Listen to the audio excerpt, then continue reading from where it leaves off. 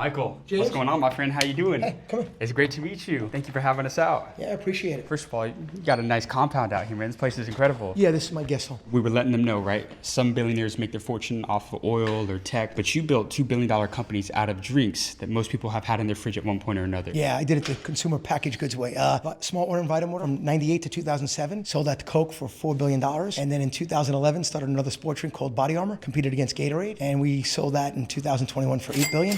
Combined two companies to Coke for $8 billion. Did you think growing up all this was possible? You know, I always said think big, dream bigger. If you're hitting your dreams, you're not dreaming big enough. My dreams are bigger now than they were when I was 15. Now, I got one rule for today's interview. There's no holding back. You give them the secrets and the blueprint on what it takes to become a billionaire in today's world. Can we make that happen? Can they handle it? We're gonna have to find out. Let's fucking go then. What's more important, product or distribution? Always the product. The product, the consumer.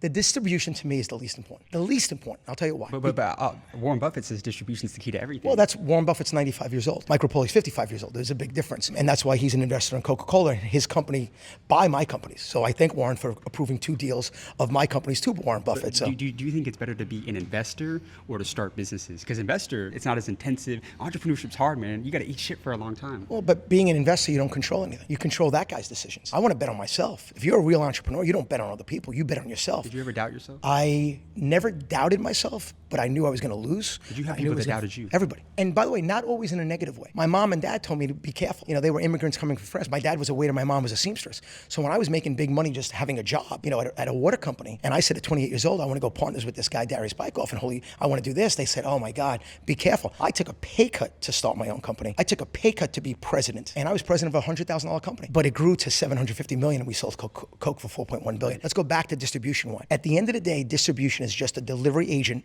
or a way to get product out there. If you build a product that consumers demand, you don't have to worry about distribution. Those accounts are going to call you for your products. My customers are asking you for your Body Armor sport drink. Then you know you created the demand and they come to you. Let me ask you this. Did you come from a lot of money? Yeah, my parents were worth about $5,000. I lived in a 2-bedroom apartment with 6 people. I slept in the same room with my brother for 28 years, who became a New York City cop, which you couldn't pay me $20 million a year to do that. My mom and dad were in the next room, and my grandmother and my aunt slept in a pull-out couch, and we had 1 bathroom and a beautiful shower curtain, and that was it. So you didn't come from money. How did you get the money to start your business? At the end of the day, when you're only a $100,000 company, you're looking at $10,000. I took money from friends, family. My partner had money. We put it all together, and at the end of the day, we didn't try to grow quick. That's the other thing. We did $100,000 the first year. Second year, we did $500,000. Then we did $1 million. Then we did $3 million. Then we did $9 million. Then $32 million. Then $50 million, all the way to $750 million. Body Armor was the same thing. It went from $1 million to $1 billion and sold for $8 billion. So it's starting slow. If you want to build $1 billion company, you have to build a $100 company first, then a $1,000 company, then a $100,000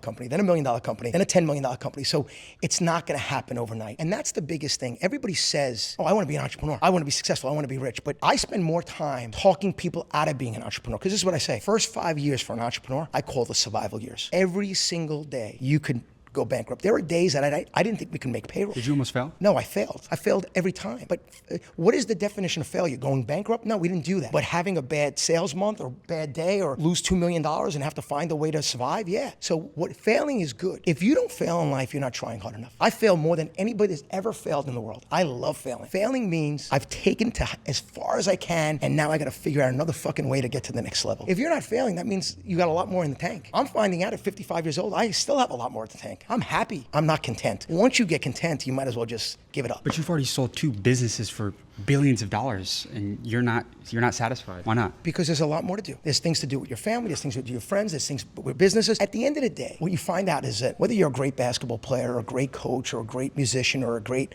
athlete or a great entrepreneur, at the end of the day, you think you're competing against the outside or you're competing against people. That's really just noise in your head. You're just competing with yourself. There's a great poem out there, everybody should read this, called Man in the Glass. At the end of the day, if you're happy with yourself, you're gonna have a great life. If you're miserable with yourself and everybody loves you, you're gonna have a miserable life. So to me, it's me versus me. I'm competing against myself. So Mike Rapoli at 55 is competing with Mike Rapoli at 45 and 35. My goal is to be better every day, or even worse sometimes, suck less every day. And push myself. The guy that pushes me the most is Mike Rapoli. The guy who pushes Tom Brady the most is Tom Brady. The guy who pushes Kobe Bryant the most is Kobe Bryant. Not his teammates, not his coaches. People who are great have to live up to their expectations. They're tougher on themselves than they are their teammates. So at the end of the day, it's your level. As long as you know that you're competing against yourself and you want to be great, you should never be content. Happy is great. Content is boring. Most billionaires I've met have lost their minds. Are you a little crazy? No, I started crazy. So it's not lost your minds. First of all, I think everybody's crazy. I talk about mental illness way different, okay? It's got this stigma. Everybody has something. Everyone gets a little anxiety. Everybody has a little stress. Everybody has a little ADHD. It's okay. Everybody has it. So